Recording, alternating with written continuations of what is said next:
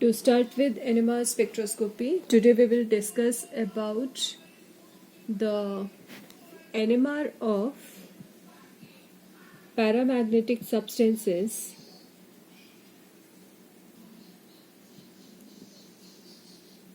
in solution.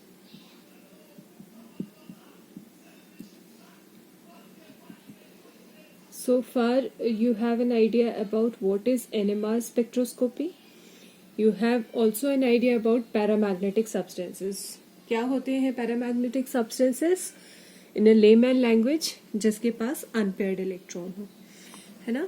तो NMR spectrum अगर किसी substance का आप ले रहे हो तो उसमें होगा क्या कि उसमें जो न्यूक्लियाई है ना, इसका magnetic field, the induced magnetic field of your NMR active nuclei interacts with the external magnetic field, जो भी आप एक्सटर्नल मैग्नेटिक फील्ड अप्लाई करते हो. अब हम क्या करते हैं, अगर मान लो इसमें आप कोई ऐसा सब्सटेंस ऐड कर दो जो कि पैरामैग्नेटिक है, ठीक है. If you are adding any kind of paramagnetic substance to a NMR active nuclei, what will happen? This will obviously contains an unpaired electron and the magnetic moment possessed by an electron is 1000 times higher than that of the atomic nucleus itself.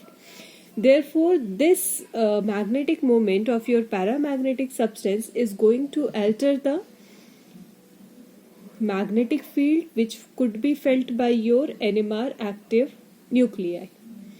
The two properties generally which get affected due to the addition of paramagnetic substances, they are, first is spin relaxation and another one is chemical shift. These two parameters get affected by the addition of paramagnetic substances to any substances whose NMR spectrum you are taking. So let's come to our first point, spin relaxation, that how addition of paramagnetic substance affects the spin relaxation process. Firstly, we will discuss what is this spin relaxation process, then we will come to about कि paramagnetic substances कैसे affect करते हैं, ठीक है.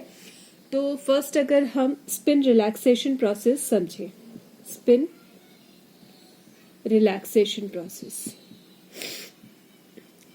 Spin relaxation process क्या है बच्चे, कि रिलैक्सेशन प्रोसेस में क्या होता है कि आपका जो न्यूक्लियाई है which is in the excited state, it returns to the ground state and when there is no emission of radiation. This is your relaxation process. जब आप इस रिलैक्सेशन प्रोसेस को, अब सपोज हम हाइजेनबर्ग अनसर्टेनिटी प्रिंसिपल से को relate करते हैं, delta E delta T is nearly equal to h, ठीक है. और we can substitute delta E as h delta nu delta t nearly equals to h. This cancels out and you get delta nu is inversely related to delta t. This is the width of your NMR spectrum. Suppose you get the spectra like this. No, this is not the NMR spectra. Suppose you get a spectrum like this. The half of the width means the whole जितना भी आपको ये spectrum मिल रहा है उसका जो half length है, that is the width, उसको हम बोलते हैं ये delta nu है. और ये delta t जो है, this is your relaxation time, ठीक है. That is the difference between the ground state and the excited state. Suppose हम बोल रहे हैं कि क्या हो रहा है, अगर आपका जो न्यूक्लियाई है, सपोज ये ग्राउंड स्टेट है and this is your excited state, ठीक है. अब आपका जो न्यूक्लियाई है वो यहाँ से ग्राउंड स्टेट से एक्साइटेड स्टेट में जाता है. If it comes rapidly to the ground state, अगर वो तुरंत नीचे आ जाता है तो delta T would be small. ये अगर स्मॉल होगा तो क्या होगा, इसके स्मॉल होने की वजह से ये ज्यादा होगा, और अगर ये ज्यादा होगा व्हाट यू विल गेट, आपको जो एनएमआर का ये मिलेगा, जो आपको स्पेक्ट्रम मिलेगा, वो स्पेक्ट्रम में आपको जो बैंड विड्थ होगा, ये जो विड्थ है मतलब ये जो आपका लाइन है, स्पेक्ट्रम है, it is a highly intense spectrum, इसका जो हाफ बैंड विड्थ है that will get broadened up. This uncertainty rises. ये अनसर्टेनिटी बढ़ जाएगा कब? जब आपका टी जो है वो कम हो जाए. और टी कम कब होगा? जब हमारे पास कोई पैरामैग्नेटिक सब्सटेंसेस एड ऑन होता है, बिकॉज इसका मैग्नेटिक मोमेंट जो कि क्रिएट होगा इलेक्ट्रॉन्स की वजह से, अनपेयर्ड इलेक्ट्रॉन्स की वजह से, वो इफेक्ट करेगा रिलैक्सेशन प्रोसेस को. तो रिलैक्सेशन प्रोसेस जल्दी जल्दी होगा. ये ज्यादा जल्दी होने पे आपका जल्दी होगा, तो डिफरेंस जो है delta T would be small. Delta T small होने की वजह से this would be higher, uncertainty in the bandwidth would be higher, और ये हायर होने की वजह से what you will get a very broad peak, है ना. और जिसकी वजह से आपको क्या मिलता है? This is the spin relaxation process. It results in shorter relaxation time, और शॉर्टर रिलैक्सेशन टाइम होने की वजह से बैंडविड्थ जो है वो ज्यादा हो जाएगा. ठीक है, तो फिर हम पैरामैग्नेटिक सब्सटेंसेस क्यों ऐड कर रहे हैं? Just to get a resolved spectrum. You can say we can interpret some of the data from this kind of spectrum, which is having a high range of chemical shift. Therefore, it affects both the properties, that is relaxation process and the chemical shift value. ये clear है. अब आपका एक और चीज, suppose मान लो आप, होता क्या है जनरली, सपोज ये आपने मैग्नेटिक फील्ड अप्लाई किया, ठीक है. अब आपने ये एक, suppose this is the magnetic field of some lattice A, और this is the excited nuclei. Suppose ये आपका एक्साइटेड न्यूक्लियाई है बी, ठीक है. इसका मान लो जो मैग्नेटिक मोमेंट है it is not in the direction of the applied magnetic field. पर होगा क्या कि when the frequency of this, ये मान लो कोई लैटिस में है, suppose it is in the same lattice as your excited nuclei, और it is in the neighbouring part, कहीं पे भी ये प्रेजेंट है, तो क्या होगा? इसका जो मैग्नेटिक मोमेंट है, if the frequency of this lattice point इसके साथ मैच कर जाता है, तो क्या होगा? सपोज ये ऐसे ऐसे ऐसे ऐसे करके ये आपका मैग्नेटिक फील्ड का अलाइनमेंट बता रहा है, जो कि किस में है? सपोज दिस इज योर, ये लैटिस में है ऑफ सेम, या फिर वो डिफरेंट किसी एटम का हो सकता है, नेबरिंग, जो नेबरिंग में है इसके. दिस इज योर मॉलिक्यूल जिसका आप एनएमआर स्पेक्ट्रम ले रहे हो, ठीक है. अब क्या होगा कि because of the motion of magnetic nucleus A, it is produces a fluctuating magnetic field. ये मैग्नेटिक फील्ड प्रोड्यूस करेगा, और ये जो मैग्नेटिक फील्ड आपका ए प्रोड्यूस करेगा, it is in the direction of this excited nucleus B. तो क्या करेगा? जो एक्साइटेड न्यूक्लियस बी है, ये अपनी जो एनर्जी है वो तो इसको दे देगा ट्रांसलेशनल और रोटेशनल मोशन के लिए, और खुद चाहेगा कि अलाइन हो जाए मैग्नेटिक फील्ड के लिए. तो मतलब इसकी एक्सेस एनर्जी इसमें ट्रांसफर हो गई है, इसने अपनी एक्सेस एनर्जी इसको दे दी है, और खुद अलाइन हो गया है along the side of the stable orientation, जो भी उसको मिलेगा वहां पे चला जाएगा. This process is called as spin lattice relaxation.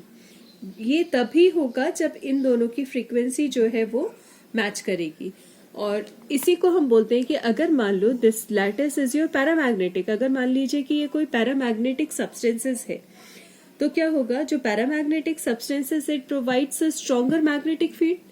जितना ज्यादा स्ट्रॉन्गर मैग्नेटिक फील्ड होगा उतना ज्यादा रिलैक्सेशन प्रोसेस होगा.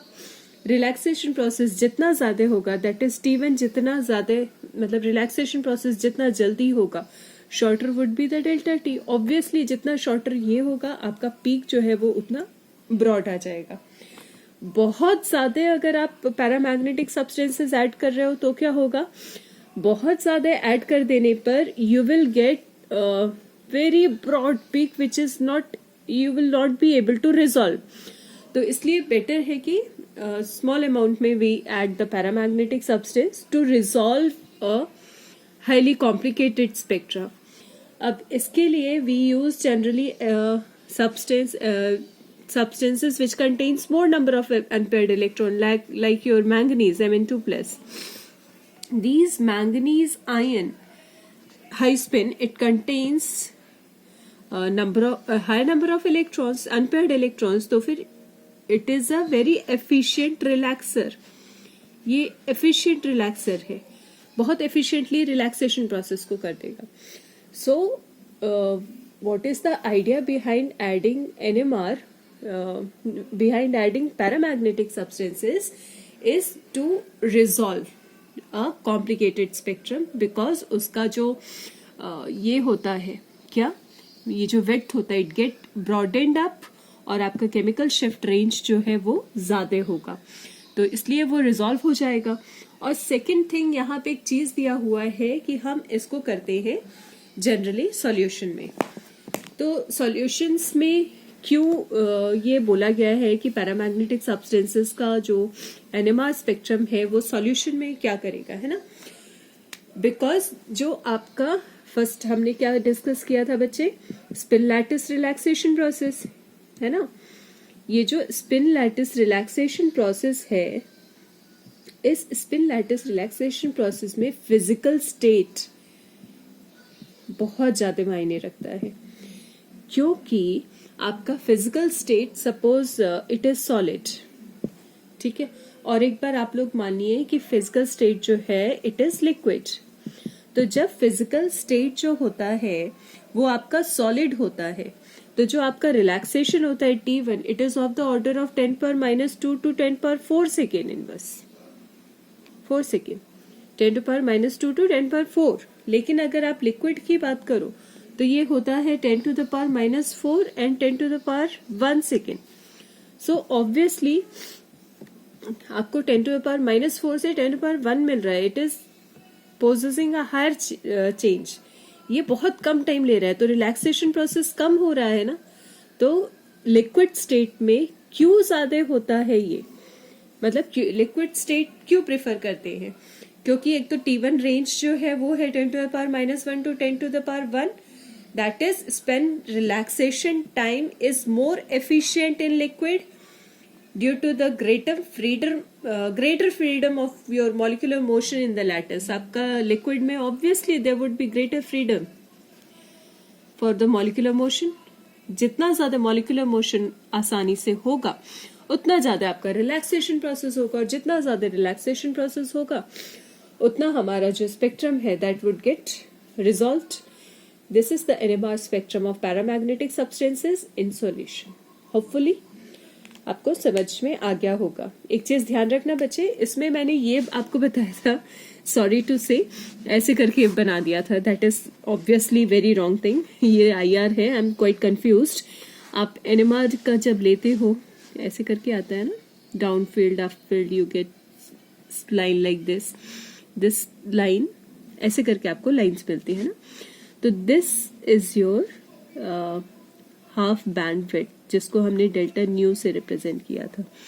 Don't get confused with this one. This is the spectrum which you get in IR. We do not deal with this kind of spectrum. This is your NMR spectroscopy. Hopefully आपको ये समझ में आ गया होगा, है ना. All the best.